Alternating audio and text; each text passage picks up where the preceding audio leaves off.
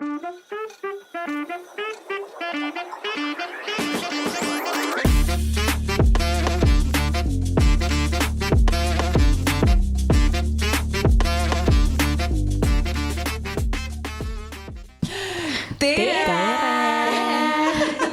meie armsad mulinad. Tere, armsad mulinad podcasti kuulajad. Mina teen südant endiselt nii.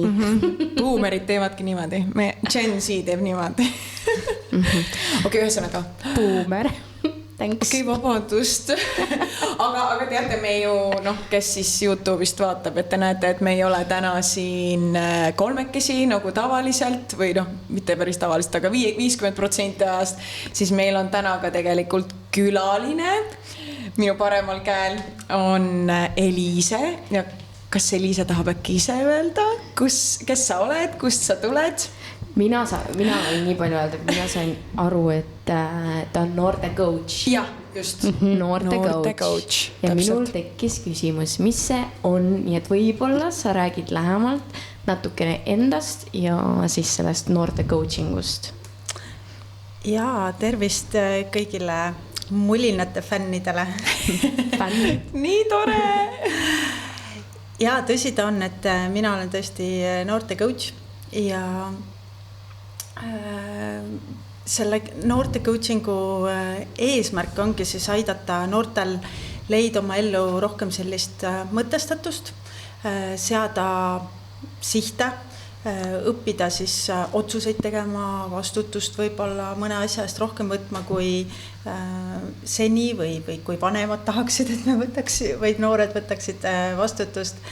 Ehk see oluline osa sellest on ollagi siis noortele partneriks nende sellise eneseavastuse teekonnal. Aga ja nüüd mul tekkis küsimus, et kas sinu juurde nagu pöörduvad näiteks noored ise või tulevad nagu vanemad noortega ja on nagu palun coachi mu noort? Väga hea küsimus. Tõsi on see, et vahel on noored ise nii teadlikud, et nad tunnevad, et nad vajaksid kellegi abi. Nad tahaksid rääkida kellegagi, kes ei ole nende vanemad. Et saada sellist võib-olla kinnitust oma mingitele mõtetele, võib-olla mõne eesmärgi suhtes või mõtte suhtes suuremat selgust saada. Et on selliseid väga teadlikke noori, nagu ma ka teie podcasti kuulates olen aru saanud, ja mis mulle väga meeldib tänapäeva noorte juures, et nad on väga laia silmaringiga, nad on väga teadlikud ja seetõttu nad oskavad ise ka tahta abi küsida ja lubada ennast juhendada. Aga teiselt poolt on ka neid olukordi, kus vanemad tunnevad, et nad ise võib-olla ei oska oma noort aidata, võib-olla ei ole see suhe noortega siis päris sellisel tasemel ja nad tahaksid siis pakkuda sellist neutraalset võimalust sellele noorele siis vestlemaks ja aitamaks teda, et eks vanematega on alati selline mingisugune pinge, seal on mingid lood taga ja alati sa ei saa nii võib-olla vabalt rääkida oma asjadest ja siis ongi nüüd võimalus pöörduda noorte coachi poole ja rääkida temaga neid asju. Ehk siis see ei ole nagu psühholoog, aga sa oled nagu teejuht või nagu abikäsi mingit nagu leidmisel noore teel? Ja kindlasti ei ole siis noorte coach psühholoog. Et kui me räägime siis näiteks psühholoogist või kui me räägime psühholoogist, siis psühholoog tavaliselt tegeleb siis tänase päevaga ja väga palju siis vaadataksegi just võib-olla minevikku, lapsepõlve otsitakse mingeid neid kohti, kus võib-olla asjad ei ole nii hästi olnud, siis coachingus me tegeleme tänase päevaga ja sellega, mis saab edasi ehk et siis sellise tuleviku loomisega. Aga kas sa siis nõustad ka mingis osas karjäärivalikute osas? Ja üks võimalus kindlasti, mis on ka noorte jaoks selliseks kriitiliseks hetkeks, ongi sellised kooli ülemineku etapid, eks ju, enne 9. klassi, enne keskkooli, võib-olla enne ülikooli, võib-olla ka peale ülikooli lõppu, kus tegelikult võib ka tekkida selline ebaselguse moment, et kuidas nüüd edasi, mis nüüd edasi. Ja võib-olla võttes sõnasabast kinni, sa ütlesid nõustama, et coach ei anna nõu. Okay. See, mida coach teeb, on see, et ta küsib küsimusi, mis suunavaid. Ei, ka mitte suunavaid, vaid coach on täiesti neutraalne ja ta on selles protsessis sinu jaoks selleks, et aidata sinul siis näha seda, liikuda selles soovitud suunas, eks ju, me iga coachingu sessiooni alguses paneme sellise eesmärgi, et kuhu me võiksime jõuda tänase vestlusega ja coachi ülesanne ongi siis selle vestluse käigus küsida küsimusi, mis aitavad siis noorel või siis coachitaval jõuda selleni, kuhu ta tahab jõuda ja need küsimused ei ole suunavad, vaid need on pigem just sellised nagu maailmapilti avardavad. Okay. Et see võlu tulebki just sellest, et mitte keegi ei anna sulle nõu, mida tihti, eks ju, õpetajad teevad, vanemad teevad, vaid sa jõuad kõikide nende lahendusteni ise. Et on sul nagu sees, et iga inimene või iga teismeline siis tegelikult nagu sees teab, mida ta nagu tahab ja kuhu tahab jõuda, aga ta ei oska seda kuidagi nagu väljendada ja ei oska nii-öelda mõelda selle realistliku poole osas siis on ju, et siis nii-öelda coach aitab tal nii-öelda oma teadvuses jõuda siis nii-öelda selleni, mida see inimene siis tegelikult ise tahab teha, on ju? Jaa, just, sest et me kõik oleme unikaalsed indiviidid või unikaalsed olendid siin maailmas, eks ju, et keegi teine ei saa öelda, mis on kõige parem lahendus sulle. Ja igaüks leiab oma siis viisi või tee ise.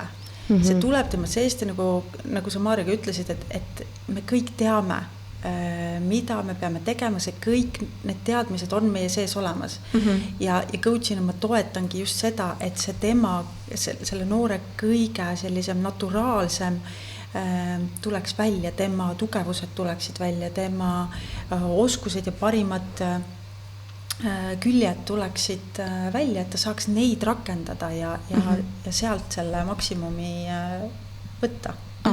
Siis mul tekib järgmine küsimus, et esiteks, kui te selle teekonna ette võtate selle noorega, et kui pikk see teekond nagu tavaliselt on, kas te kohtute nagu päris elus, kohtute te veebiteel või te ei kohtu üldse, suhtlete ainult kirja teel ja kui palju see maksab? Et nagu palju see maksab noore inimese jaoks?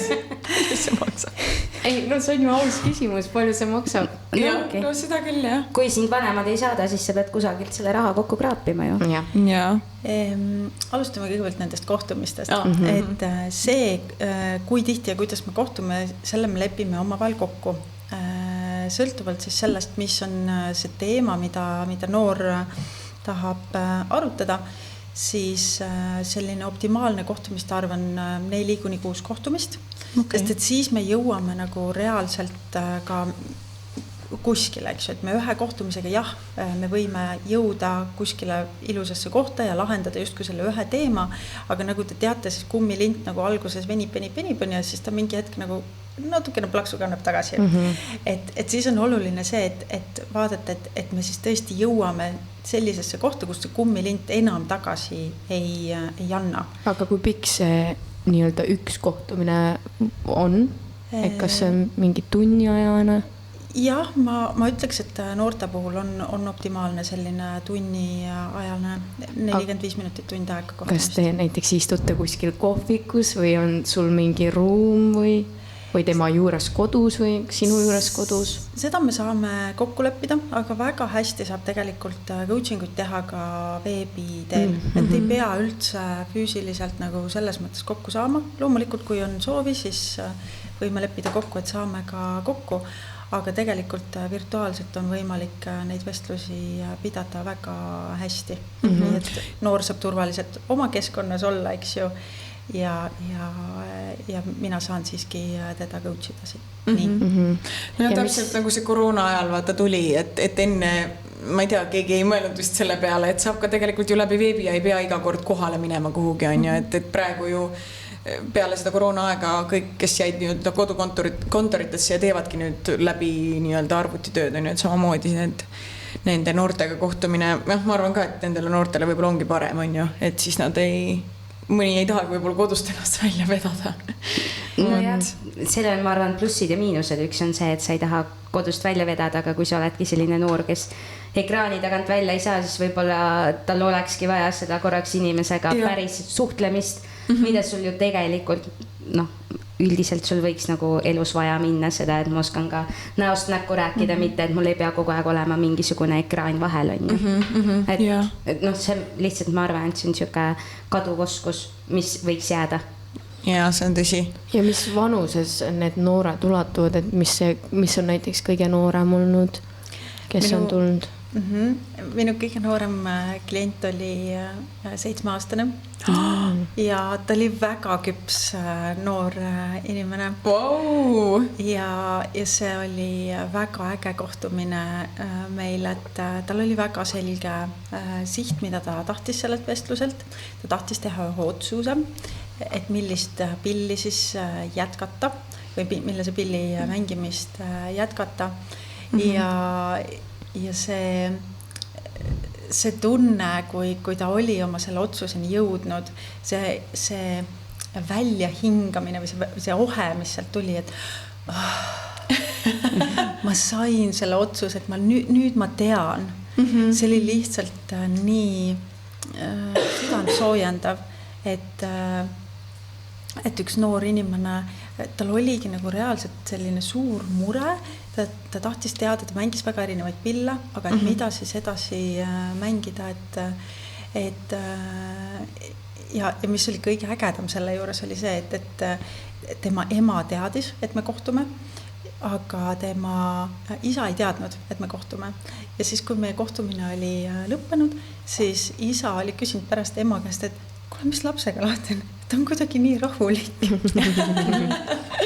Et ta saigi nagu oma peas ka lahenduse sellele nii-öelda mure, mis tal oli. Just, ja see tegelikult nagu väga painas teda. Tal oli suur mure. Selle väikese inimese sees oli nagu, mis 7-aastane ikkagi, ta on ikkagi üsna väike. Päris väike, jah. Aga tema sees oli suur mure ja oli tal lihtsam seda minuga arutada ja mis selle juures nagu hästi äge on, kui noored ise hakkavad oma otsuseid tegema, on see, et nad saavad aru, et aga mina saan teha otsuseid. Ma võtan rohkem vastutust selle eest, sest et see on minu tehtud otsus ja nad saavad harjutada neid otsuste tegemist, on ju.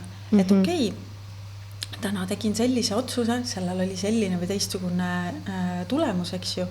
Ja see on nagu muskel, mida harjutada, eks ju, et see ei ole nii, et ühel hetkel see noor saab siis täiskasvanuks, ütleme 18-aastaseks ja siis just, kui vanemad ootavad, et nüüd sa oled suur, nüüd hakka tegema oma otsuseid, kõiki neid suuri otsuseid, kuhu kooli sa lähed, mida sa teed, on ju siiamaani, me oleme vanematena võib-olla teinud sinu eest need otsused ära, vaid see on selline muskel, mida treenida ja ka see, et see noor õpib seda vastutust kandma, et okei, ma nüüd võtangi selle pilli, on ju selle noormehe näitel siis, ja ma mängin seda pilli ja see kindlasti, millise tundega ta nüüd seda mängib, sest et tema on teinud selle valikut, nüüd ma keskendun selle pilli mängimisele, et see muudab täielikult selle noore inimese kogemust, et sina kindlasti, kes sa noortega tegeled, võid vastu väita või kinnitada, et kuidas sulle tundub, kui noored ise teevad neid otsuseid, et kuidas see selline võimestamine või väestamine on,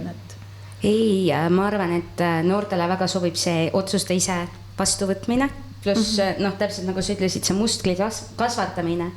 Aga sinu juttu kuulates ma mõtlesin, et vanematel on tihtipeale väga raske pärast lahti lasta sellest, et noor ise otsustab. Seega, kui see noore otsustamine hakkab nii varajases eas, siis ma arvan, et on vanematel ka see ülemineku aeg nagu kergem, et võib-olla et see ongi okei, et laps võib-olla ei taha juurat minna õppima, vaid tahab minna kunsti õppima või nii edasi, sest ma usun või ma arvan, et enamjaolt kõik vanemad ikkagi, nad ei oska ennast panna täiesti nagu sellesse olukorda, kus nad ei hakka suunama.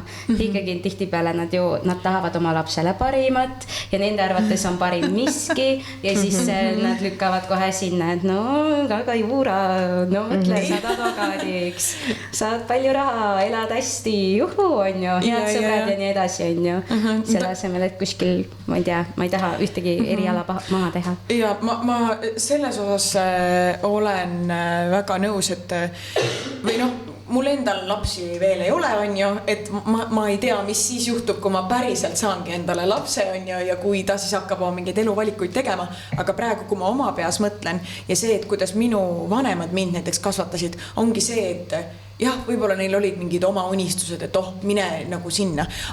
Nad võib-olla nagu ütlesid mul või soovitasid siis mulle, et kuhu, aga lõppkokkuvõttes ma olen selline hästi protestija või noh, ma teen vahepeal seda, mis ei ole nii-öelda nagu iseseisev, et mis ei ole nii-öelda kellegi poolt kindlaks määratud, vaid ma lähen alati nagu risti vastu teed pidi, on ju. Ja kui ma siis vanematele ütlesin, et ma nüüd siis lähen hoopis seda tegema või seda, siis nad olid, et okei, see on sinu otsus, sinu valik ja see on täiesti normaalne. Aga mingite sõbrannade pealt ma vaatasin kõrvalt, kuidas nende vanemad, kui nemad mingi otsuse tegid, siis vanemad olid, et oi, et ei tea ikka, kas see on see kõige õigem otsus, on ju. Aga ma olen pigem selle poolt, et laps või laps jah, et sa ei hakka mingi 3-aastaselt otsustama, et mida sa tahad, et sa tahad päevast päeva kommi süüa, on ju. Aga ka selles mõttes, et mingi aja pärast hakkab laps vaikselt nii-öelda mõtlema seda, mida ta ise tahab teha, on ju, ja kuhu ta tahab minna ja lõppkokkuvõttes ongi see, et ta on ju teine inimene, oma vanematest täiesti teistsugune. Jah, tal võivad olla mingid geneetilised omadused, mis on tema vanematega sarnased, aga lõppkokkuvõttes on täiesti teine isiksus. Ehk siis sa ei saagi olla täpselt see, milline nii-öelda, mida vanem tahab, et milline ta oleks, on ju. No lastes ja noortes tuleb minu arvates tihti ka see protest, et kui liiga palju võtta neilt seda otsustamisvõimalust ära, siis nad hakkavad tegema vastupidi lihtsalt sellepärast, et protestida. Kuigi samas, ma pean ütlema, et minu pere on ka selline, kes pigem oli see, et kui sa otsustasid nii, siis on nii, on ju. Aga ma pean ütlema, et nad olid ka väga suunavad, et mina tahtsin väiksena, enne kui ma näitlejaks tahtsin saada juuksuriks. No iga väikese tüdruku unistus, kas olla juuksur või printsess, on ju. Ma tahtsin mõlemat. Ja siis mul isa ikkagi ütles, et Triinu, et kas sa kujutad ette, et sa terve päev teed niimoodi. Jalgade peal ja sa kogu aeg teed tükk. Ja siis ma hakkasin mõtlema sellele, mõtlesin, et ega ma tegelikult vist ei taha ja et see tundub niimoodi, et üks päev on äkki okei, aga nagu kas ma päriselt seda kogu elu teha tahan, et ma ei ole kindel. Kuigi nüüd, kus ma olen juba natukene vanem, siis ma mõtlen, et äkki läheks ikkagi õpiks nagu juuksuriks ka, sest see on tore oskus, mida lihtsalt osata. Et jah, ma ei pea seda tegema enda igapäeva tööks, sellega hakkama leiba teenima, aga jällegi see on oskus omaette, et ma ütlen, et vanasti öeldi, et siis kui keegi et need naised, kes saadeti Siberisse ja oskasid hästi õmmelda, siis nemad elasid Siberis ka hästi, on ju, et kõik need käelised oskused on nagu väga head. Et juuksur on samamoodi käeline oskus. Sa saadki oma lapsepõlve selle unistuse nüüd teoks teha ju, mine juuksuriks siis ma tulen sinu juurde juuri blondeerima. Ma pean ütlema, et see ei ole nagu nii suur unistus mul kunagi olnud, aga kõik need, ma arvan, et sellised iluteenused on, mida sa võiksid osata lihtsalt. Et ma ei kujuta ette päriselt, et ma juuksuriks läheksin, aga lihtsalt ma tahaks osata. Jah, siis hoiad raha ka vaata kokku, teed ise endale lihtsalt. Kuule, ma tahaks relvaluba ka teha lihtsalt sellepärast, et mitte keegi eeldaks, et väikselarvsel Triinul on relvaluba. Aga see on väga hea, et sa tõidki selle Siberi näite, et me saamegi tuua natukene selliseid ekstreemsusi ka siia sisse, eks ju, et täna me tegelikult, kus me elame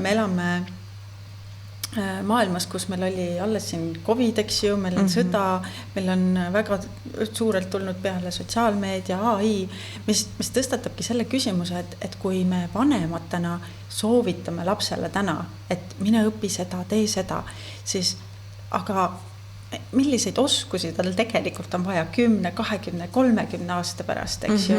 Et nagu keegi ei tea seda, vanemad ei tea seda ja minu arvates seetõttu ongi hästi oluline, et see noor nagu kõige olulisem on see, et see tema autentsus ja tema tõeline olemus tuleks välja, et ta võimendaks seda, sellepärast, et mina olen täiesti veendunud, et need noored on kasvanud või kõik inimesed tulevad siia oma mingi missiooniga, eks ju. Neil on mingi ülesanne, mida nad peavad täitma siin maailmas ja me nagu ei ole mõtet vanematena panna neid kuskile kasti, kus võib-olla meie omal ajal tahtsime olla, on ju.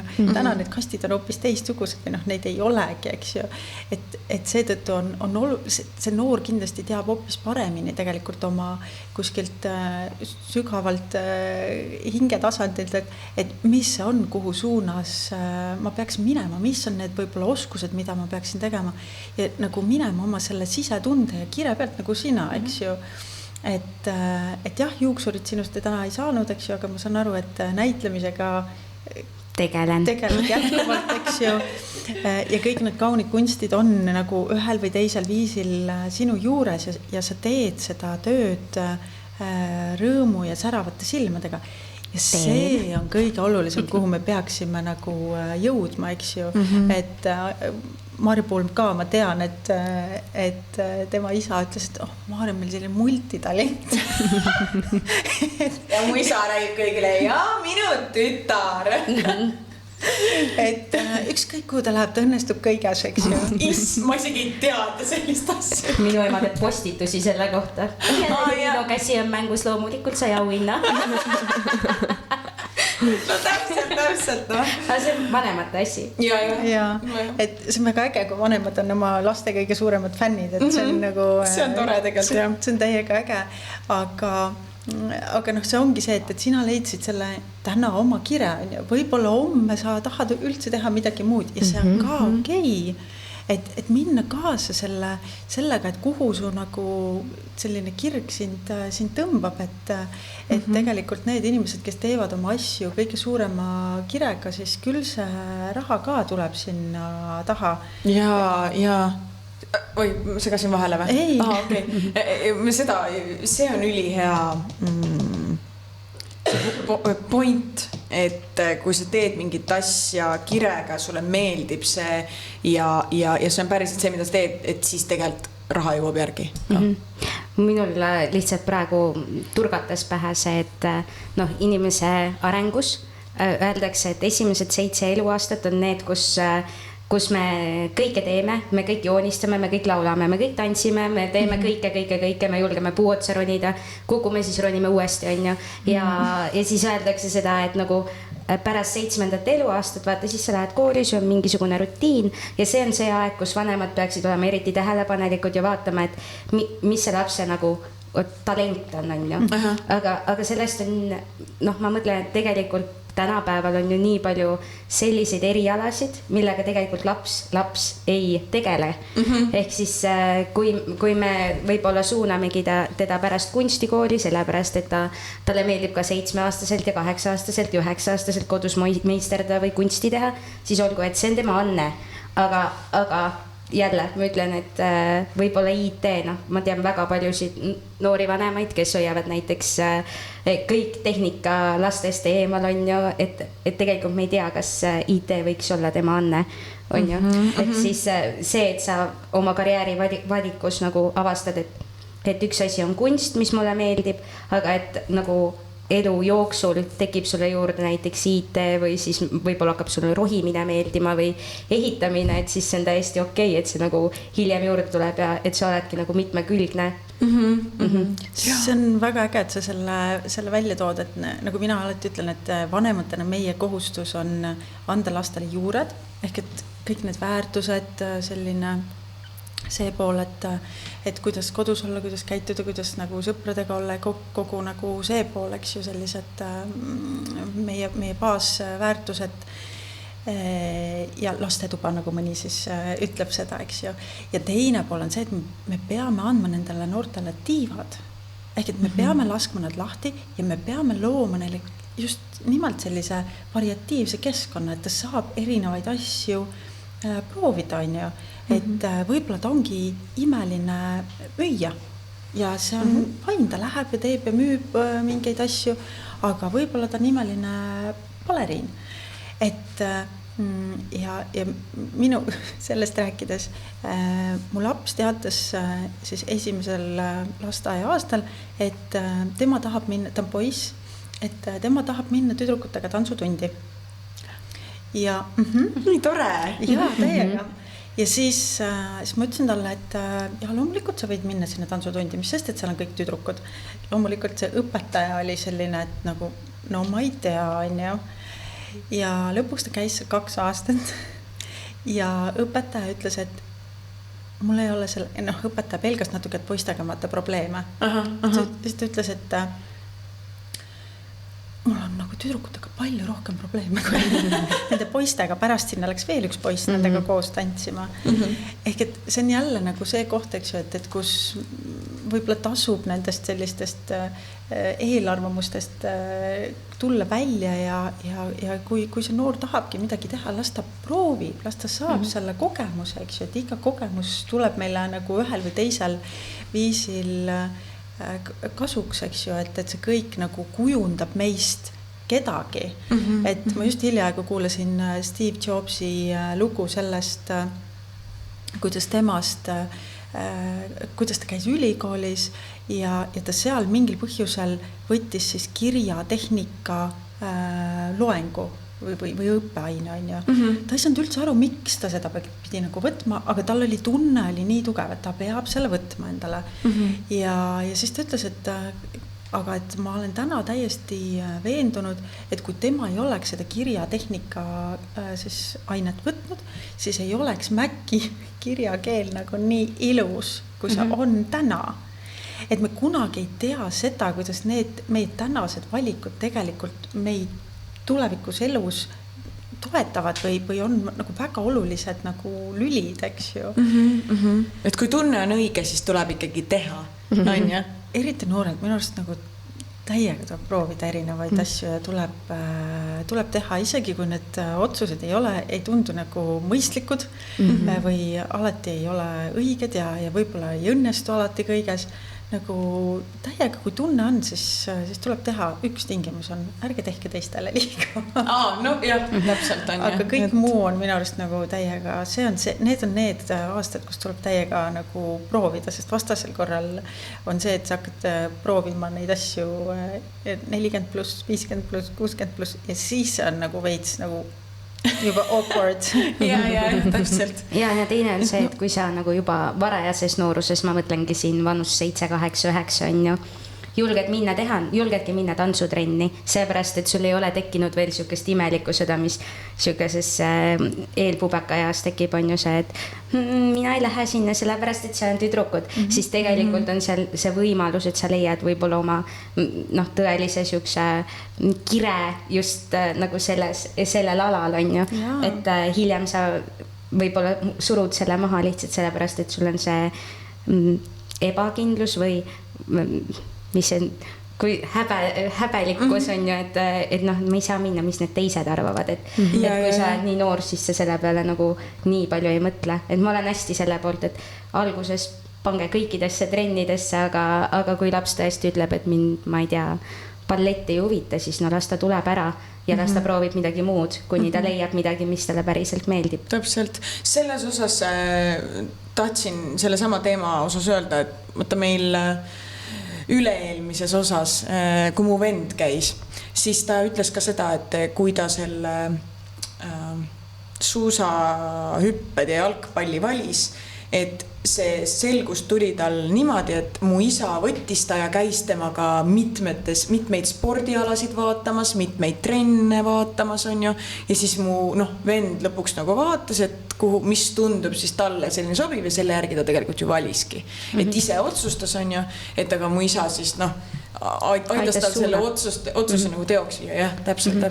Mis on tegelikult, ma korra segan sulle vahele, mis tegelikult ongi coaching, eks ju, et vanemad saavad ka olla coachivad vanemad, eks. Et sa pakudki noorele seda võimalust ja tema nagu vanusest lähtuvalt on ju, et milliseid otsuseid ta võimeline vastu võtma, sa annadki talle selle valiku võimalus, on ju, et sa ei otsusta kõiki asju tema eest ära ja jälle see muudab seda kogemust, kuidas nad seal kas või trennis käivad, sest ta teab, et see ei ole talle peale sunnitud, vaid see on tema valik. Täpselt. Siis ma olen ikka täielik iseenda coach, sellepärast, et kui ma väike olin, siis mul ei olnud see, et mulle öeldi, et mine sinna trenni või sinna trenni, aga kuni gümnaasiumi lõpuni käisin ma kõik need 12 aastat, käisin rahvatantsus, käisin mingis teises tantsus, läksin mingi äkki 18-aastaselt, läksin jalgpalli, kitarri õppisin, kooris käisin, nagu kõik asjad, aga nagu, et mind ei olnud nagu, minu vanemad ei öelnud, et mine tee seda, vaid ma kuidagi ise kohe läksin, vaata, tantsutrenni, sinna trenni, igal pool, trillalla, trullalla, ratsutama, igal pool. hobused meeldivad sulle. Aga ma küsiks, et nüüd, kui sa oled saanud neid väga erinevaid kogemusi, et mida see sulle inimesena andnud on? Mida sa õppinud võib-olla sellest oled? Väga hea küsimus. Mis ma õppinud olen? No ma mõtlen, et äkki, ma olen saanud ju tantsuga liikuvust, on ju, kehavoolavust, jalgpalliga spordipisiku, ratsutamiseks spordipisiku. Esiteks ma olen saanud aru, mis mulle nagu meeldib rohkem, et nagu jalkat ma mängisin vähem. Tantsisin samas kuni 12. klassi lõpuni, kui Tallinnasse tulin, siiamaani tahaks tegelikult rahvatantsus käia, aga küll ma üks hetk lähen siin Tallinnas tagasi ka. Sa tahad päriselt minna rahvatantsu Tallinnas või? Ma tahan ka tantsima minna tagasi, lähme rahvatantsu. Tulge Hiiumaale, meie rühmas on vaja tüdrukuid ja võtke poisid ka kaasa. oota või. Siis me peame päriselt Hiiumaalt kolima. Aga sa päriselt tahad minna või? Ma tahan minna tantsima kuhugi, aga ma ei taha minna üksinda. No lähme siis. Muidugi. Aga me oleme juba täna nii coachitud. Meil on täna tasuta coach. Aga ma selles mõttes, et olen kogemusi saanud, on ju. Ja issa, mul oli just peas, mis ma tahtsin öelda. Kohe. Oota, räägime edasi, siis mul tuleb. Okei, oota, millest rääksime sellest, et mis andnud on? Mis see sulle andnud on, et sa nii palju trenni oled teinud? No, erinevaid huvialasid just. Nagu selles mõttes, et see on näidanud, nagu ma olen sellest aru saanud, et ma olengi nagu hästi aktiivne, et mulle see, et kui ma kodus, mulle meeldivad need päevad ka, kui ma olen kodus ja mitte midagi nagu sõna otseselt mõttes ei tee. Jaa, sama. Aga kuidagi nagu hoiab üleval see, kui ma teen mingeid erinevaid asju. Ja et mul on tegevust ja mul on nagu meeldinud see, et mul on erinevad trennid olnud, kus ma olen saanud käia. Et ma otseselt ei tunne puudust, et ma ei ole nagu ühe asja peal olnud ja nii-öelda seda on nii-öelda selles mingi meister olnud. Tippsportlaseks. Aga samas neid, kes ei oska niimoodi, mina olin ka see, kes läks ise, kellele ema ütles, tahad balletti minna, siis lähed ise küsid. Läksin ilusasti koolis, küsisin, tere, kas ma võin tulla balleti tantsu tantsima?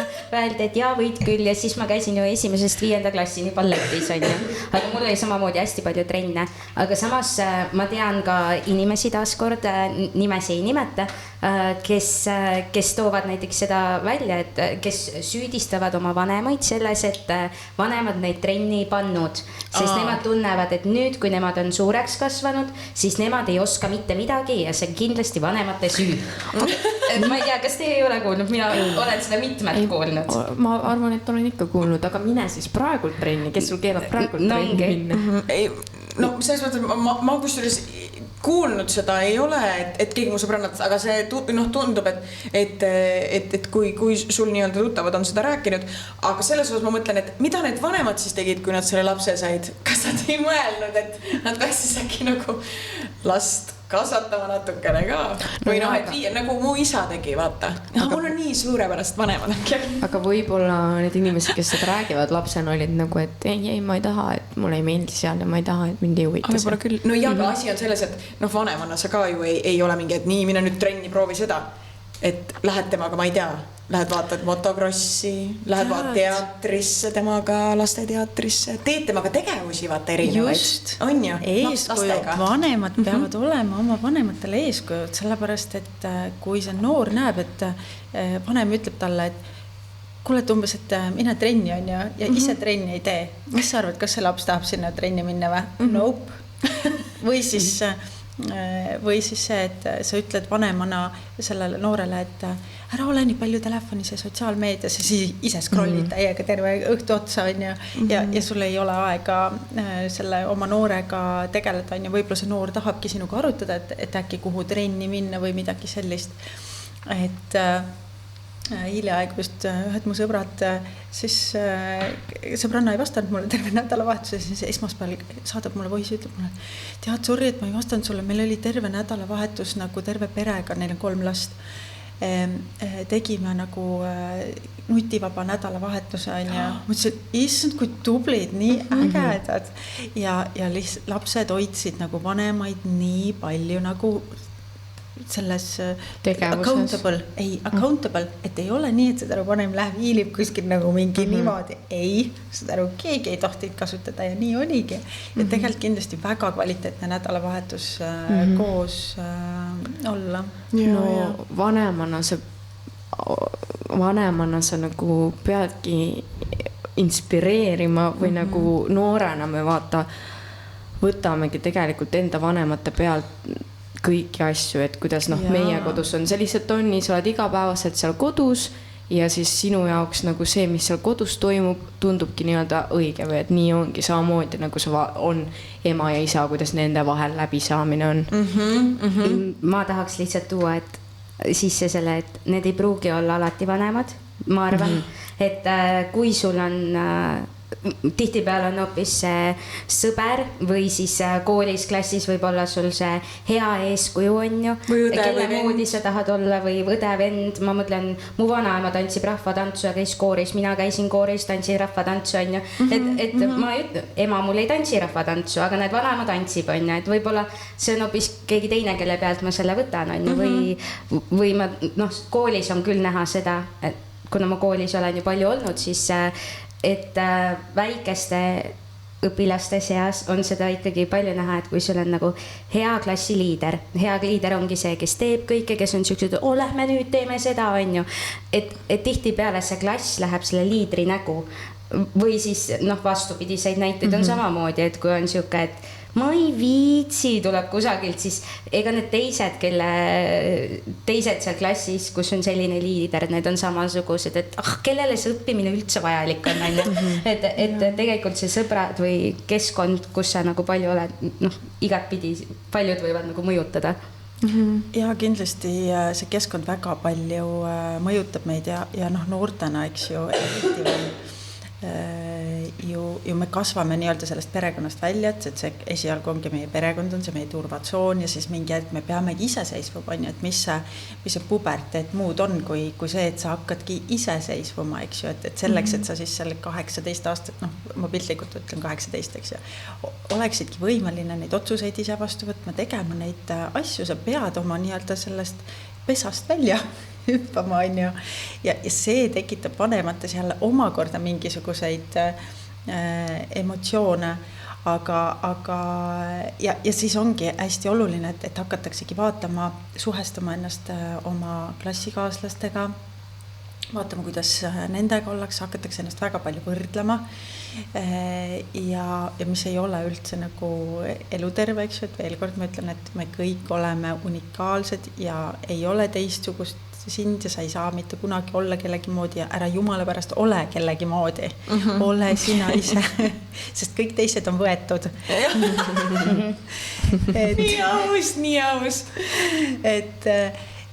Aga me tahame olla sellepärast, et me tahame kuuluda, eks ju, noortena kuskile ja olla seal kohas, aga julgelt ikkagi, kui on tunne, et mingi keskkond sind ei toeta, siis mina julgustan küll valima teistsugust keskkonda, eks ju, et okei, võib-olla siin väikeses kohas Hiiumaal see kooli ei saa vahetada, on ju, aga siis proovi, ma ei tea, trennis leida endale mingi toredam keskkond või tule siia samma noortekeskusesse, on ju, võib-olla siin on toredamad inimesed. Emmaste noortekeskus. Siin on ainult toredad. Või näiteks nagu sõpruskondadega samamoodi, vaata, meil elus tulevad ja lähevad sõbrad, aga kui sa tunned ikkagi ennast mitte nii hästi, vaata, siis sa peaksid nagu kuidagi olema nii tugev, et sa astudki sellest välja, hakkad võib-olla suhtlema inimesega, kellega sa ei ole nii lähedane olnud, aga siis nagu sa näed, et vaata, et ta on nii positiivne ja et ta on nagu tore ellu suhtumine, mitte nagu negatiivne, vaata, et kui sa oled inimese kõrval, kes on nagu negatiivne, siis sul nagu on see endal ka vaata külje, siis sa tunned ennast nagu halvasti, ehk siis selles osas ma olen väga nõus.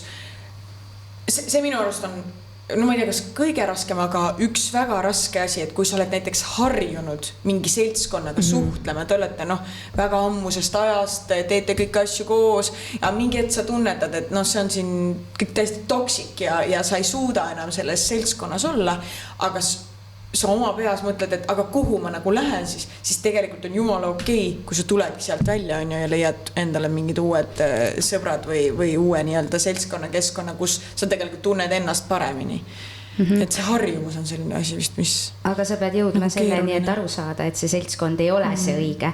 Selles mõttes, et kui ma mõtlen 9-aastaste peale näiteks, kes meil on ka selliseid, on ju, aga võtan täiesti suvalt vanuse 9, on ju, siis kas sa ise saad aru, et nad mõjutavad sind või et nemad ei mõju mulle hästi, et ma oskaksin abi otsida. Et võib-olla mõnikord on seda mingisugust suunamist kergelt vaja.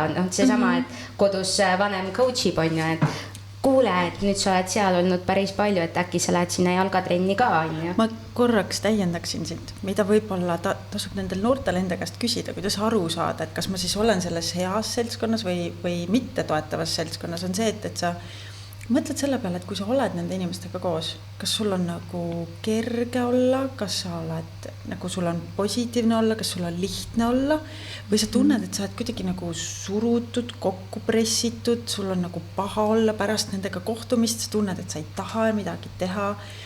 Et see annab väga hästi tegelikult sulle endale sellise esimese indikatsiooni sellest, et kas need inimesed nagu toetavad sind, kas nad tõstavad sind ülesse või nad suruvad sind alla, eks ju. Et sa tegelikult oma kehas tunned seda väga hästi, kuidas su energia on. Aga jällegi, mis on võib-olla sinu hea, võib-olla teise halb või vastupidi, et mis on nagu sinu halb, võib-olla teise hea. Selles mõttes, et kes sinu jaoks on toksikud, ei pruugi olla teiste jaoks toksikud, on ju. Aga see on see koht, kus ma tahaks öelda, et me oleme igaüks indiviid ja meie teeme oma valikud ise. Et see, et mina otsustan, et mina selle seltskonnaga näiteks suhelda ei taha, ei tähenda seda, et see, ma ei tea, Mari või Peeter seal ei pea nendega suhtlema.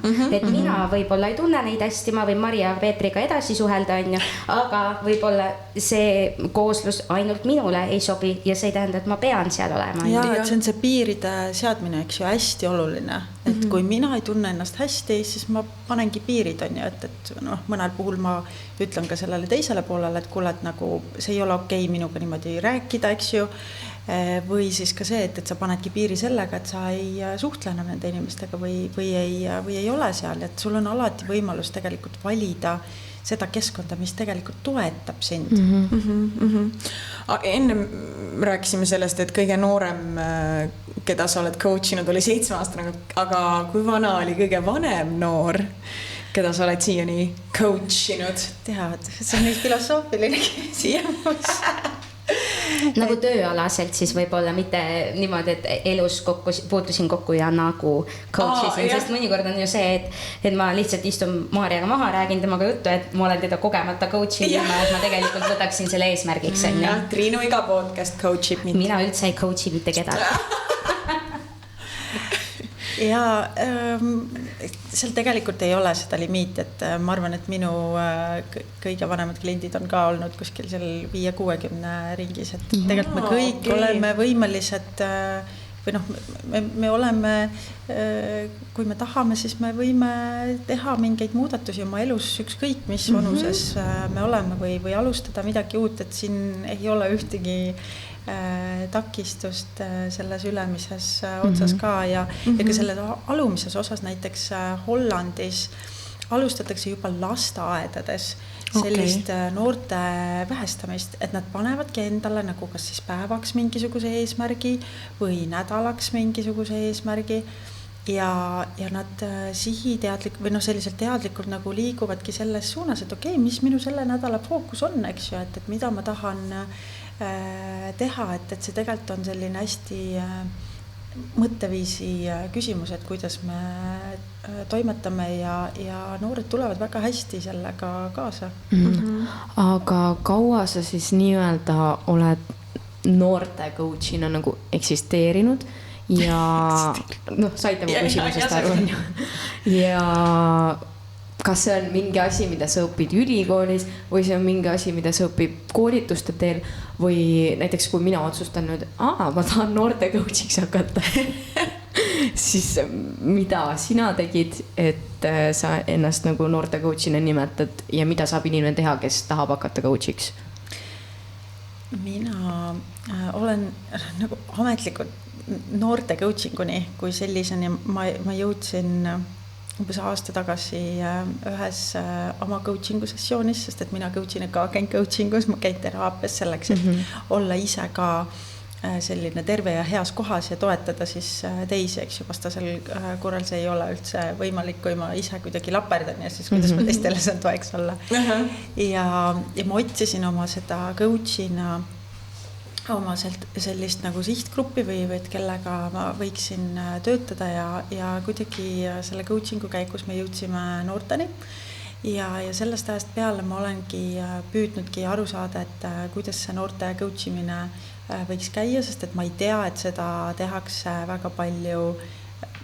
Ma tean ühte inimest, kes seda Eestis veel teeb, ma ei tea, et sellises formaadis seda ka välismaal väga palju tehakse, et jah, on need erinevad õpitoetajad, küll on keskkoolides ja ülikoolides, eks ju, kes saavad sul aidata, aga et coach'i, kes tegelebki spetsialiseerunud on just noortele ja nende aitamisel, et seda väga ei ole.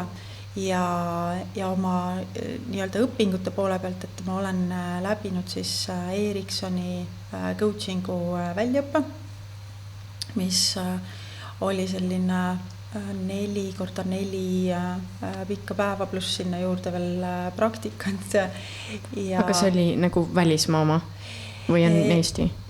See Ericssoni coachingu koolkond, jah, ta on Kanadast pärit, ta on hästi pika ajalooga, minu hinnangul üks parimaid coachingu koolitusi üldse. See koolitus, mille mina läbisin, oli jah Eestis, aga meie õppejõud olid kõik välismaalt hästi pikaajalise kogemusega coach'id, kes siis meid välja õpetasid, et neid coach'e ja coachingu stiile on ka väga erinevaid, et on neid, kes ajavad sassi siis sellise nagu mentordamise või sellise juhendamise, eks ju, või nõuandmise ja coachingu, et see stiil, mida mina siis kasutan, ongi nõuandevaba coaching, see on süsteemne nõuandevaba coaching ehk et siis küsides erinevaid selliseid päästavaid küsimusi ja kasutades erinevaid harjutusi, tööriistu, siis ma aitan sellel coach itaval liikuda selles suunas, kuhu tema soovib liikuda. Aga kas see on asi, millega sa tegeled igapäevaselt või sul on mingi töö veel? Ma olen tegelikult üle 20 aasta olnud personalijuhtimise valdkonnas, ehk et siis töötamine inimestega on olnud minu elus väga pikalt, nagu ma ütlen, et inimesed on minu kirg. Et ma olen sama. Me kõik sama. Tore, et te minu eest räägite. Et ma olen üsna nagu pikalt ka püüdnud aru saada ennekõike iseendast, et see teekond minu jaoks on käinud läbi enda tundma õppimise ja läbi selle, et saada aru, miks inimesed mingeid asju teevad. mis on seal taga, mis neid nagu trigerdab, kuidas need mehhanismid toimivad ja ma olen nende aastate jooksul õppinud ja läbi töötanud väga erinevaid selliseid inimpsühholoogia mudeleid. Et erinevad siis teoreetikud on pakendanud või jaganud inimesed kuidagi erinevat mingitesse gruppidesse ja neid selliseid teooriaid on erinevaid ja tänaseks ma olen selline 10 neist läbi töötanud. Ja see on olnud hästi põnev teekond nii iseenda tundma õppimisel, kui see annab mul täna võimaluse siis ka mõista teisi inimesi rohkem ja paremini, et miks nad mingeid asju just nii teevad ja seeläbi ka toetada neid paremini. Ma lihtsalt jagan teiega vahepeal saadud teadmisi. Et me kõik teame, et on ekstraverdid ja on introverdid. Ja mina nüüd, ütleme umbes 6 aega tagasi sain teada, et on olemas ka ambiverdid ja avastasin lugedes läbi, et kes on ambiverd, siis sain aru, et kui muidu mind on alati pandud sinna potti, et Triinu on ekstravert, siis ma sain aru, et tegelikult ma olen ambivert hoopis. Mis see siis tähendab? See on põhimõtteliselt nagu see kameelion, ehk siis minus on hästi palju tegelikult olemas ka introvertseid jooni, ehk siis ma võin olla see, kes on kuskil nurgas, vaatab, kuidas asjad toimivad, kui on vaja, olen vait, olen jälgija, aga samas ma võin olla ka see, et kui näiteks asi ei suju, kõik on kuidagi vaiksed sellised, siis ma võin olla täielik seltskonna hing, ehk siis ma võin olla, kes tõmbab peo käima ka, ehk siis ambivert on see, kes on täpselt selle ekstraverdi ja introverdi vahel. Ma olen ka see siis. Ma olen ka see, jah. Ma korra täiendan veel sinu teadmisi ja tõesti ambivertid on olemas ja see sinu selgitus käitumise tasandil on väga hästi selgitab seda, et tegelikult see introvertsus ja ekstravertsus ongi, see on skaala, mille ühes otsas on siis nagu maksimaalne ekstravert ja teises otsas siis maksimaalne introvert ja mis vahe siis suurem selline vahe on introvertidel ja ekstravertidel on see, et kuidas nemad energiat saavad. Ehk et introverdid saavad energiat ja laevad ennast siis, kui nad on üksi oma mõtetega, lähevad kuskile sinna metsa, võib-olla on kodus ja see on see, kust nemad energiat saavad. Ekstraverdid on need, kes saavad energiat teistega suhtlemisest. Okei, siis ma olen ikka täielik ekstravert. Mina saan mõlemast. Ma saan ka mõlemast tegelikult. Ma nii naudin seda, et ma saan olla võib-olla üksi kodus, üksi maalida ja samas ma saan energiat ka sellest, et mul on inimesed ümber ja ma lähengi kooli kõigile Triinu ja tuleb kallistama. Loomulikult ma saan sellest ka energiat. Ja mulle täiega meeldib laupäev, pühapäev, kui on vaba mõnikord mitte midagi teha, lihtsalt istun diivanil ja olen üksinda ja see on nii hea. Aga ma mõtlen, kui vanaks ma pidin saama. See on väga äge, aga see ongi skaala, eks ju, ja seal skaala peal ka sa võid kõikuda, ühel hetkel sa oled rohkem introvert, tunnedki, et tahad üksi olla, see on see, kus su energia tuleb ja teisel hetkel sa oled rohkem ekstravert ja sa tunned, et ma tahan teistega koos olla ja sealt tuleb minu energia. See on fine, me nagu liigume selle skaala peal. Aga see on väga tore, et sa nüüd tead, kust sinu energia tuleb, et sa saad seda ise teadlikult juhtida.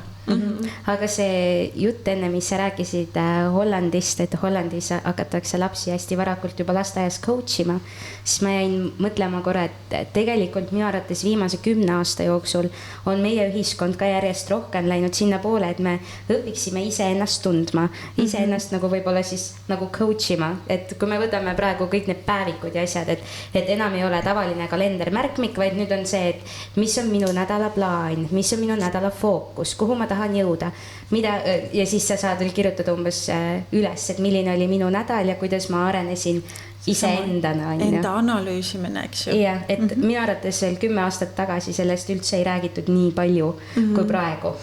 No 10 aastat tagasi me ei rääkinud ka nii palju sellest, et mis on emotsioonid, eks ju. Jah, tõsi. Et nüüd me oleme hakanud sellest rääkima, et lisaks meie mõtetele ja tunnetele on meil ka sellised asjad nagu emotsioonid ja siis mis on eraldi selline väga äge teema, millest rääkida. Aga selle, mis Triinu ütlesid, et hakkad endale eesmärke looma ja kirjutama, mis päevas toimus ja kõik.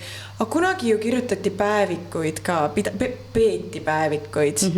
aga see vahepeal nagu kadus ära, aga nüüd see tuli siis tagasi ja veel suuremalt. Ketlin peab praegu ju päevikut minu teada. iPhone'il on ju see. Ja väga mugavaks on kõik tehtud. Ma arvan, et see päeviku variant, mis on nagu praegu kalendermärkmikuna, on mugavam variant, kui on päeviku kirjutamine, sest mina olen alustanud päeviku kirjutamist, ma arvan, et ma ei liialda, kui vähemalt 5 korda elus, mis esimesed 3 päeva kirjutan ära, mis kõik hakkavad, tere kallis päevik. Kallis päevik, nagu kuskil filmist. No muidugi, sellepärast, et printsessi päevikud algavad niimoodi. Aga Dear diary. Et nüüd just see fookuse määramine või see, kust kuhu ma tahan jõuda või mis need on, et minu arvates ka tööalaselt sellest räägitakse rohkem, et arenguvestlustel sul on ka ikkagi, et kuhu sa tahaksid jõuda või mis on sinu aasta eesmärk või sellistest asjadest räägitakse palju rohkem. Täpselt, me jõudsime nüüd tagasi siia, millega me alustasime oma esimest episoodi ka, vaata selle uue aasta eesmärgid.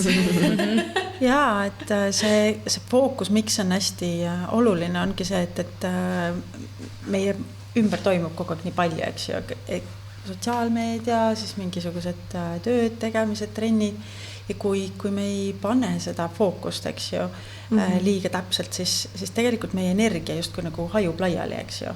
Et kui me paneme sellele mõnele asjale tähelepanu, siis see on see, mis saab energiat, on ju. Ja siis on ka, me nii-öelda võimestame seda sellega, eks ju, et kui me igale poole nagu, kui meil oleks siin, ma ei tea, täna meil on 4 pokaali, on ju, kui meil oleks siin 20 pokaali ja me hakkaksime seda pudelit siin laiali valama, on ju. Et päris vähe tilku saab sinna klaasi sisse, on ju. Et tegelikult meie selle fookuse ja tähelepanu energia suunamisega on täpselt samamoodi, et kui sa võtad selle ühe hetke ja päriselt nagu keskendud mingile asjale, siis sa saad need asjad tehtud, et aja juhtimisega on täpselt samamoodi, et kõige suurem aja juhtimisest on kirjutatud nagu, ma ei tea, ma ei liialda, sadu raamatuid on ju. Ja üha rohkem jõutakse sinna, et mis on aja juhtimise kõige suurem häkk, on lihtsalt see keskendu ühele asjale ja ära tee mitte midagi muud, kõik muud asjad tõsta kõrvale. Võtta see aeg, näiteks 20 minutit, tund aega, teen seda ja lihtsalt teen seda, ei tõsta sealt pilku. Ja kui sa niimoodi oma päeva nagu ära jagad, siis see on kõige suurem aja juhtimise häkk. Nõus. Nüüd on ju need äpid ka, mis ütlevad, et tee voodi ära ja pühi põrandat ja mis nagu selles mõttes, et sul pannakse päevakava on ju, et kui sa ei ole ise võimeline seda tegema. Samuti on vaata need äpid, et kui sa tahad trenni teha või juua, vett on ja vee joomisega on probleem. Juua. Ma mõtlesin, kuna mul endal on vee joomisega probleeme, siis ma tean, et mul on olnud see nagu eesmärk, et ma jooksin päevas piisavalt vett näiteks on ju. Ja siis see tuletab sulle meelde. No äpp on see, mis nagu meelde tuletab, aga on ka võimalus see, et sa jagad enda nagu tulemusi kellegi teisega. Niimoodi, et ma saan näiteks, ma võtan sinu enda sõbraks, sina vaatad, et ma jooksin vett, mina vaatan, et appikene, mida sa võiksid teha. Ei, mul on ka joomise. Mul on ka vee joomise. Aga see on väga hea, et sa selle välja tood, et seda nimetatakse vastutuspartneriks. Et kui ma võtan kui ma tahangi mingit uut harjumust endale, eks ju, harjutada erinevate teooriate järgi, siis selleks, et uut harjumust harjutada 21–60 päeva, siis erinevad teooriad, eks. Ja selleks, et ma siis päriselt teeksin, et sellel oleks nagu mingi tulemus on ja esimene samm on see, et ütle sõpradele kõva häälega välja, et ma nüüd hakkan seda tegema, on ju. Ja siis on suurem tõenäosus, et sa jõuad sinna. Muidugi piinlik on õpetada ju. Muidugi. Piinlik on see, et kui nad mõne aja pärast küsivad sinu käest, on ju, et kuidas sul läheb sellega. Ja mis on veel paremini toimib, on see, et sul ongi see vastutuspartner, kes siis igapäevaselt seal jagate võib-olla oma nagu tulemusi, kuidas sul läheb ja siis ta küsib su käest, et kuule, sa eile pidid jooma 6 klaasi vett on ja jõid ainult 4, mis juhtus on ju. No siis, kui muidu nagu lükkaks see vaiba alla selle analüüsimise poole, on ju, millest me rääkisime selle päeviku puhul ka on ju, nüüd siis tuleb analüüsida, sest et sõbranna küsib su käest on ju, sa ei saa talle öelda, et kuule, ma ei tea, ma ei oska öelda. See ei ole ka selline asi, et no eile ju vihma sadas on ju. Vee joomine on, et kui ma veel mõtlen seda, et võiks käia iga õhtu 7 kilomeetrit jalutada on ju, siis on veel see, et sa saad öelda, aga eile, kas sa nägid, milline koera ilm on, ma ei tahtnud jõue minna. Aga see on täpselt ka coach võib toimida tegelikult sulle vastutuspartnerina. Et ta on keegi, kellele sa justkui oled andnud oma need lubadused, eks ju, ja kes teab, et sul on selline unistus on ju, ja siis te olete leppinud kokku mingisugused sammud, mida sa selles suunas pead tegema, ja kui sa temaga regulaarselt kokku saad, siis sa tead, et varsti hakkab tulema see kohtumine, nii et ma pean oma asjad nagu ära tegema, et see on üks viis, kuidas tegelikult coach saab ka aidata. Võib-olla tõesti, kui sul on igapäevane, mõnes mõttes nagu, kui sul on igapäevane see vastutuspartner, siis see võib-olla ei tekita ka seda stressi, nagu koolis tekib, et eksam hakkab tulema, nüüd ma pean kõik asjad nüüd ruttu ära õppima, vaata. Et kui sa saad nagu pikema aja pealt ja sul on mingi posu asju, mis sa oled teinud, mina jätan tihti peale viimaseks minutiks on ju, siis ma kujutan ette, et kui ma lepin sinuga, kui coach'iga kokku, et ma pean mingid asjad ära tegema, aga mul vahepeal seda tuge ei ole ja ma lükkan nii nagu tavaliselt viimasele minutile, siis ausalt öeldes korra võib ikkagi olla päris stressirohke. Aga vähemalt sa teed selle ära, kui sul ei oleks seda vastutuspartnerit, sa võib-olla ei teeks üldse seda. Kuulge, aga tüdrukud, kuidas teile unistamisega on? Oi, ma unistan. Jaa. Väga unistan. Mina olen suur unistaja. Ma tegelikult kunagi unistasin rohkem, aga ma ei tea, ma tunnen, et praegu mingid unistused, mis ma olen unistanud, ma olen nagu saanud täidetud ja ma praegu isegi niimoodi ei unista, kui ma ausalt ütlen. Et mul nagu mingeid suuri unistusi praegu isegi ei ole. Aga kas unistus ja soov on üks sama? Et üks asi on see unistus kuidagi on selline, minu jaoks vähemalt on selline midagi sellist suurt ja natuke müstilist ja natuke sellist, et see ei, soov on selline, et ma tahan endale, ma ei tea, mingit uut patsikummi on ju, või ma tahan jäätist. Et siis mõned sammud on ju, aga see unistus, see tundub mulle kuidagi selline suur ja müstiline ja võib-olla esialgu isegi kättesaamatum, aga ma saan aru, et teie siiski nagu, Maarja võib-olla nagu nii ja naa on ju, aga te ikkagi nagu unistate, et teil on sellised hetked, kus mõte läheb niimoodi uitama, et kui oleks see.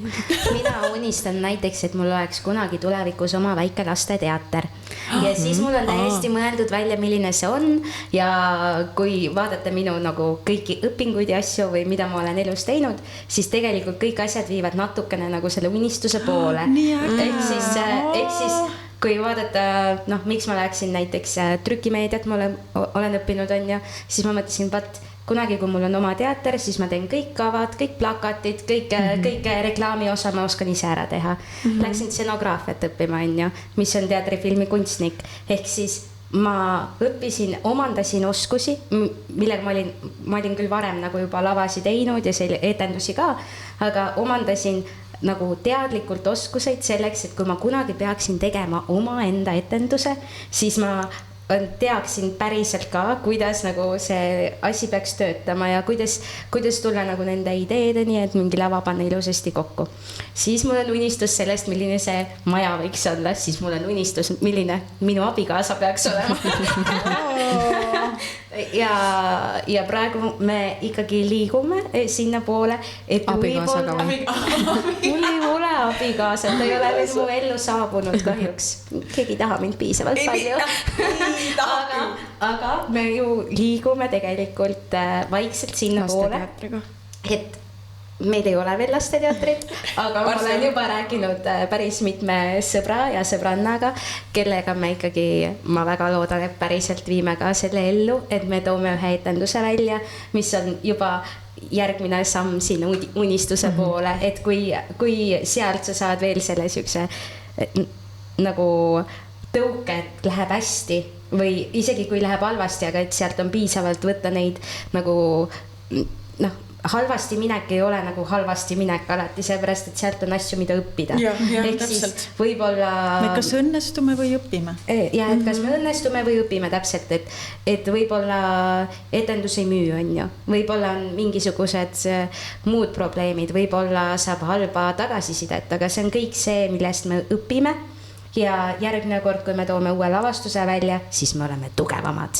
Ja siis me saame hakkama ja kui me oleme juba päris mitu projekti teinud, siis võib-olla me jõuame sinnani, et äkki Triinul ühel päeval on üks väikene lasteteater väikese lavakesega, kus peal saab lastele suunatud etendusi teha. Nii äge. Ma arvan, et on väga inspireeriv. Ma mõtlen alati selle peale, et asjad saavad teoks siis, kui sa nendest nagu kogu aeg räägid, vaata ja neid endale nagu meelde tuleta, et nagu selline manifesteerimine ja see on ülihea, et sa räägid sellest, vaata, ja nagu teed neid samme sinna poole, siis ma arvan, et varsti on sul oma teatrikene. No loodame, ma julgesin avalikult kõva häälega selle välja juba on, lasteteater on juba olemas. Ma lugesin, ma manifesteerimise kohta natuke uurinud ja siis seal öeldi ka, et kui sa tahad, et sul midagi oleks, siis ütle, et seal juba sul on. Nii et Triinu, sul on oma lasteteater. Tegelikult ma arvan, et miks mul seda veel ei ole, on ainult minu argus, sellepärast, et kui sa midagi tahad, siis kõige raskem samm on lihtsalt see samm astuda ja kahjuks ma ei ole seda täissammu veel astunud, kuid kui ma seda tahan, siis ma võiksin seda iga hetk teha nagu. See on nii äge, ma kuulan sind ja ma kuulan mitmeid lauseid, kus sa ütled ka, et sul on sellised natukene piiravad uskumused, mis sind võib-olla tagasi hoiavad, et mingis osas sa oled juba need enda jaoks läbi töötanud, on ju, et see sama, et ei tule võib-olla külalisi piisavalt, on ju, et mingid asjad ei õnnestu nii hästi. Ja samas sa ütled, et sul justkui julgusest jääb puudu, et need on jälle need samad asjad, mis tegelikult meid elus hoiavad tagasi, see meie sisekõne, meie uskumused, kas need tulevad mingitest kogemustest või teinekord vanematelt tulevad väga palju või meie sellest lähikonnast mingisugune uskumus, eks ju. Et need on ka kõik sellised asjad, millega tegelikult coachingus saab töötada. Need on sellised saboteerijad või sellised uskumused, millega sa siis õõnestad oma sellist enesekindlust ja hoiad ennast tagasi oma selliseid suuri unistusi ellu viimast, eks ju, et mis siis, kui sul oleks täna kogu see julgus sinu sees alustada kohe seda lasteteatrit siin samas majas kas või? No ma lastele lubasin, et järgmine aasta vahet pole, kas ma kooli tööle lähen või mitte, aga et me noortekeskuses võime näiteringiga alustada küll. Et järgmine aasta, kui siiamaani ma olen pidanud päris palju mandril käima, siis järgmisel aastal ma olen täis Hiiumaa tüdruk. Et mul ei ole enam seda probleemi, et jaa, aga see nädal mind ei ole, sest ma olen seda usku, et lastel on vaja nagu seda kindlust. Ehk siis, kui on mingisugune tund, siis see on iga nädal sellel ajal, et nad päriselt saaksid selle harjumuse, millest me just oli, et 21–60 päeva on ju, et ta saab selle harjumuse tulla mulle tundi ja et me saaksime päriselt selle kallal töötada, et me ei saa etendust teha, on ju, kui keegi puudub, et nad peavad õppima ka seda, et kui sa võtad mingi otsuse vastu, siis sa pead ka vastutama selle otsuse eest. Täpselt, aga sul on nüüd lastele juba lubatud, nii et siis tuleb. See on lastele lubatud, aga lasteteatrit, mis on lastele suunatud, ma teen ikkagi suurte inimestega. Ei, seda et lastele lubatud see. Maarja Ketling, kas te ei teagi, et te mu trupis olete? Teame. Me juba õpime tekste. Me küll ei ole otsustanud, mis etendus on ju, aga me õpime tekste. Aga meil on tekstid juba peas. Ma ütlesin sulle, et ma mõtlesin selle peale, on ju. Nukitsamist pidime ka tegema. Ma tahtsin neid Olav Ehala laule, aga neid ei saa vist, neil on autoriõigused. Autoriõigus on karm asi. Aga küsime äkki Olav Ehala käest, äkki ta lubab? Kuulge, mina küsiksin Eliise käest, et kui ma olen nüüd noor ja kuulan seda meie podcasti siis täna ja ma tunnen, et ma tahaksin sinuga nüüd ühendust võtta, siis kuidas, kust, kuhu kirjutada, helistada võib? Või kust sind leiab?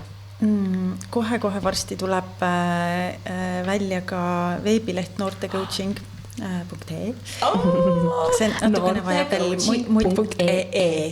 natukene vajab veel mudimist, aga Instagram on juba olemas, on loodud, mitte muidugi nii äge ja aktiivne, kui on Maarjal. Aga kui sa vaid Ketlini Instagrami näeks ja Triinu oma. Tegelikult Triinu vist nii palju. Ma ei ole nii aktiivne. Okei, nii. Aga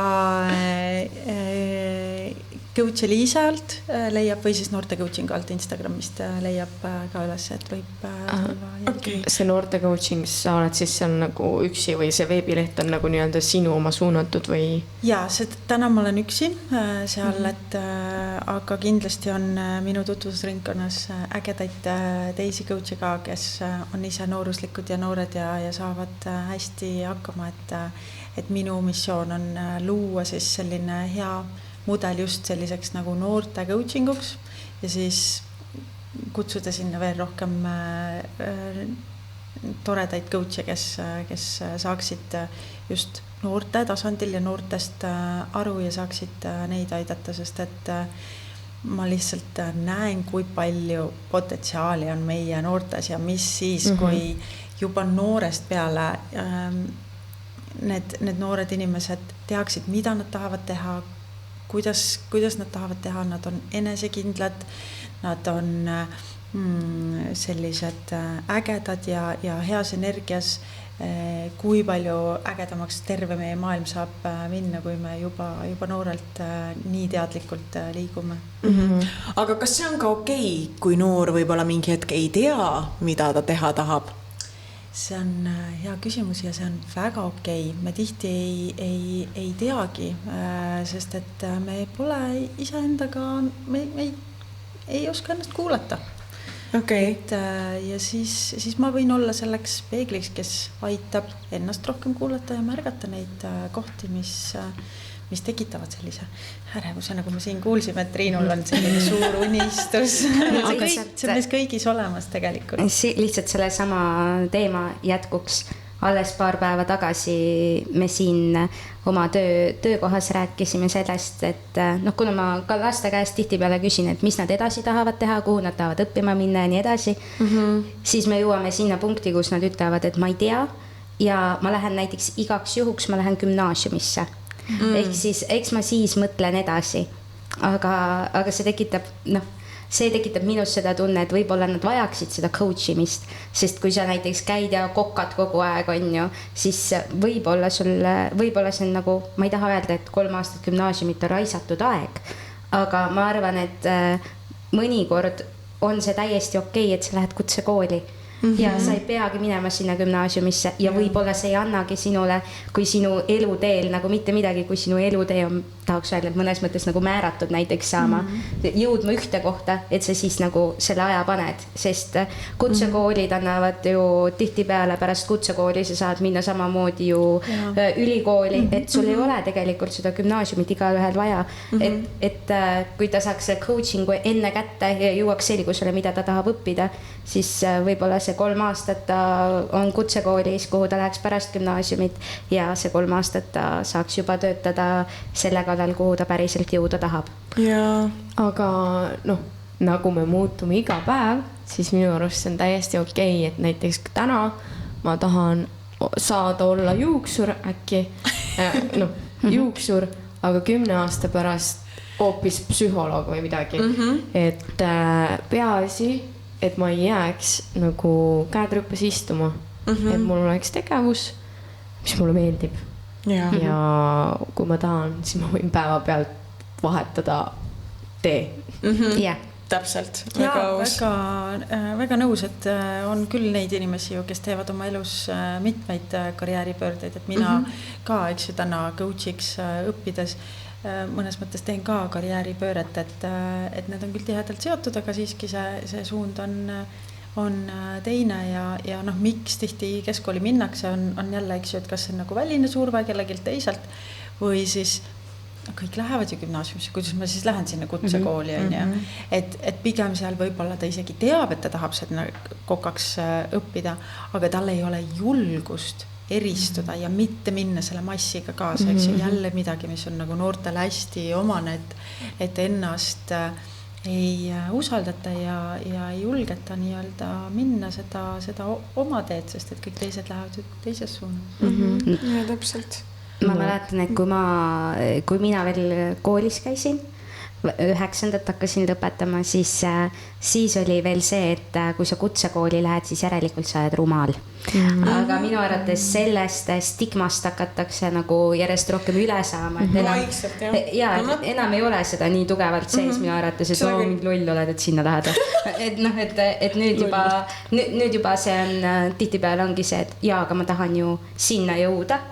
Et miks ma siis lähen, on ju. Et kui sa tead, et tahad põllumeheks saada näiteks, on ju, siis võib-olla ongi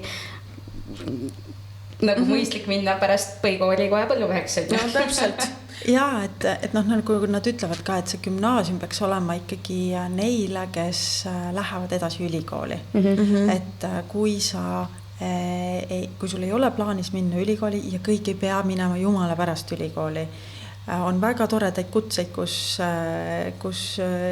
see ülikool ei aita kuidagi kaasa ja kutsekoolis tõesti sa saad ka selle või keskhariduse, eks ju, ja sa saad pärast ikka sinna ülikooli minna, kui tahtmist on, aga sa saad selle 2-3 aastaga juba endale ameti, sa saad eriala, sa saad nagu päriselt midagi juba teha. Ma vaatan hästi palju, või noh, selles mõttes ma ei ole ülikoolis käinud, ma käisin muidugi gümnaasiumis ka ja mulle meeldib, et ma käisin seal gümnaasiumis, see oli minu arust hea valik nii-öelda tollel hetkel mulle, aga ma olen kutsekoolis käinud, majanduskoolis, kus ma siis õppisingi kinnisvaramakleriks ja mulle oli see väga hea ja ma praegu teen tööd, mis mulle väga meeldib ja minu isa, ta ei käinud ülikoolis siis, kui oleks nagu võinud minna noorena. Ta läks ülikooli siis, kui ta oli 40. Ta tuli siis mõte, et tahaks ikkagi minna ülikooli, tahaks selle bakalaureuse ära teha ja läkski siis. Ja ma mõtlen ka, et äkki ma praegu ei taha ülikooli minna, aga äkki ma tahangi minna siis, kui ma olen 40, 50, siis lähen ülikooli. Ja siis ma tunnen, et ma tahan õppida midagi ja tahan veel oma teadmisi värskendada. Ja siis on ka see jumala okei.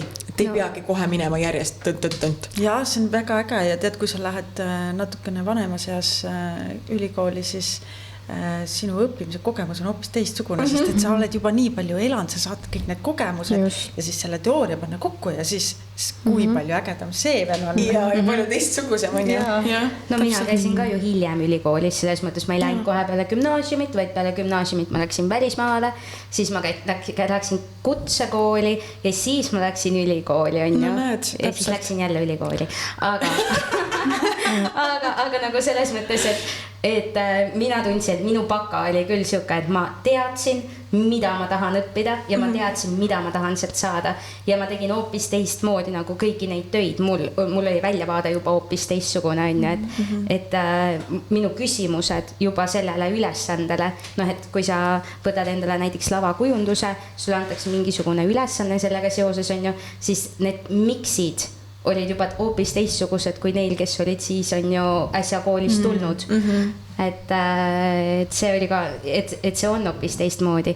Aga mina tooksin välja näiteks minu onul on väga edukas bussifirma ja tema ei ole käinud ülikoolis ega kuskil ja tema lõpetas põhikooli ära, hakkas oma firmat tegema ja ma ütlen, et ta on väga edukas ja ma iga kord vaatan seda, ja mida ma ütlen, et tihtipeale see, et kuhu sa jõuad, selle juures on suur mõjutaja ettevõtlikkus ja see julgus, et kui sa oled ettevõtlik, siis mitte ettevõtja, vaid ettevõtlik, siis on väga suur võimalus, et sa jõuad kõikjale ja sa teed väga lahedaid asju elus. Just.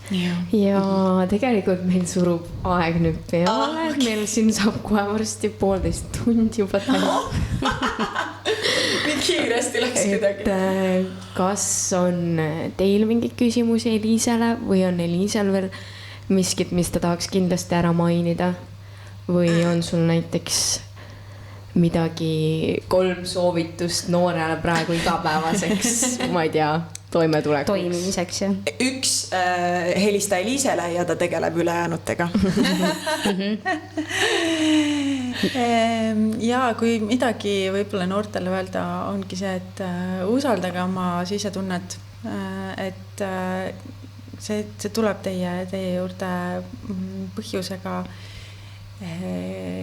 ja kõik need väikesed tõmbed siis erinevates suundades aitavad teil kindlasti liikuda just selles suunas, kuhu te tahate liikuda. Ja teine mõte on ikkagi see, et kui te tunnete, et ise ei saa ja ei oska, küsige abi, et abi on olemas, mis iganes, kas on koolipsühholoog, kas on nagu vanemaga leida see üks-ühele aeg. Mina olen oma pojaga viimasel ajal avastanud, et hea võimalus kontakti saada on see, kui me läheme jalutama.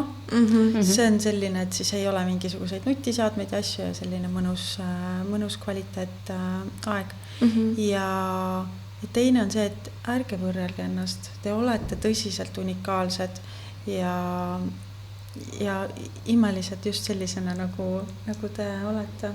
Nii tore. Väga ilus lõpp. Väga ilus. Aga paneme siis Eliise kõike, kust Eliisega saab ühendust võtta, paneme alla descriptionisse, et siis te saate ise vaadata ja uudistada ja kindlasti võtke ühendust siis, kui tunnete, et oleks vaja. Aega on kõlistada. Ja aitäh sulle, Eliise, et sa tulid. Teil oli väga tore ja cheers!